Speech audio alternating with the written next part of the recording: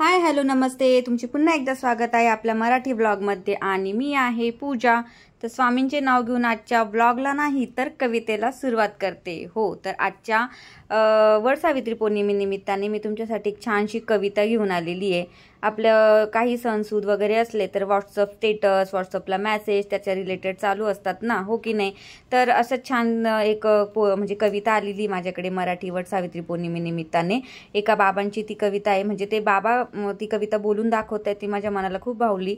तर म्हटलं चला ती तुमच्यासोबत शेअर करूया आणि कविता कशी वाटते हे मला कमेंट्समध्ये नक्की सांगा। आवडली तर याचं श्रेय पूर्ण त्या कवितेच्या लेखकाला जाणार आहे, मला नाही। ओके, तर चला कवितेला मी सुरुवात करते। वड आणि एक बाई यांच्या दोघांमधील संवाद आहे, त्याच्याच रिलेटेड ही कविता आहे। एक बाई लगबगीने पूजेसाठी आली, एक बाई लगबगीने पूजेसाठी आली, भक्तिभावाने वडाला चक्रा मारू लागली, भक्तिभावाने वडाला चक्रा मारू लागली। वड देवा पूजा पदरात घे, वड देवा पूजा पदरात घे, जन्मोजन्मी मला हाच पती दे, जन्मोजन्मी मला हाच पती दे। आश्चर्याने वडाने विचारले, हाच पती पाहिजे? आश्चर्याने वडाने विचारले, हाच पती पाहिजे? काही म्हण बाई तुला खरंच मानलं पाहिजे, काही म्हण बाई तुला खरंच मानलं पाहिजे। त्याच्यावर बाई म्हणाली, काय करणार वड दादा, खूप विचार केला, हाच नवरा राहू दे म्हणून आतून आवाज आला।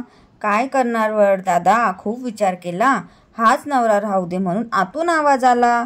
त्याच्यावर वड म्हणाला, एवढे दुर्गुण असून सुद्धा याचीच निवड केली, म्हणून माय मला तुझी फारच दया आली, म्हणून माय मला तुझी फारच दया आली।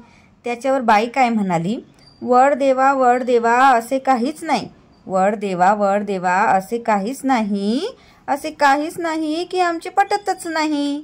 दुसरा नवरा मागायचा मीही विचार केला, तिने प्रामाणिकपणे उत्तर दिले, म्हणजे तिने प्रामाणिकपणे सांगितलं, दुसरा नवरा मागायचा मीही विचार केला, पण कल्पनेने माझा जीव कासावीस झाला। जास्तच दलिंदर निघाले, मग काय करायचं, म्हणून म्हटलं याच्यासाठीच वडाभोवती फिरायचं। जास्तच दलिंदर निघाले, मग काय करायचं, म्हणून म्हटलं याच्यासाठीच वडाभोवती फिरायचं। तुम्हाला तर माहिती आहे देवा मीही काही कमी नाही, तुम्हाला तर माहिती आहे देवा मीही काही कमी नाही, बिचाराच्या डोक्याला केस सुद्धा ठेवला नाही। अधूनमधून गुरगुर करतो, मी थोडंच ऐकते, एका कानाने ऐकून दुसऱ्याने सोडून देते। माझी आई मला म्हणाली नवरा बदलायचा नाही। बघा तो आतला आवाज कुठून आला होता, सगळ्या महिलांना तर समजत असणार आहे। माझी आई मला म्हणाली नवरा बदलायचा नाही, एवढा बावळट माणूस तुला कुठेच मिळायचा नाही, एवढा बावळट माणूस तुला कुठेच मिळायचा नाही। तुम्हीच सांगा वड देवा आईचं मन मोडू का, तुम्हीच सांगा वड देवा आईचं मन मोडू का, नशिबानं मिळालेलं चांगलं माणूस सोडू का, नशिबाने मिळालेलं चांगलं माणूस सोडू का। वैरुद्ध झाडाने पण गडगडात हास्य केलं, वैरुद्ध झाडाने पण गडगडात हास्य केलं। वड म्हणाला बाई तुला दोन्ही हात जोडले, वड म्हणाला बाई तुला दोन्ही हात जोडले। शेवटच्या 4 ओळींकडे आपण विशेष लक्ष द्यावं। शेवटी वड काय म्हणतोय, न विसरता दरवर्षी पूजेसाठी येत जा, न विसरता पूजेसाठी दरवर्षी येत जा, झाडासाठी आयुष्यातला थोडा वेळ देत जा, झाडासाठी आयुष्यातला थोडा वेळ देत जा। संपली कविता। कशी वाटली फ्रेंड्स कविता? आय होप तुम्हाला आजची कविता आवडली असणार आहे। तर याच्याच रिलेटेड मी याच्या आधी एक छानसा ब्लॉग घेऊन आलेली आहे। या कवितेमधून काहीतरी मला छान शिकण्यासारखंही वाटलं, कॉमेडी पण वाटलं। तर शेवटच्या ज्या 4 ओळी आहेत त्या खरंच मनाला भावून गेल्या।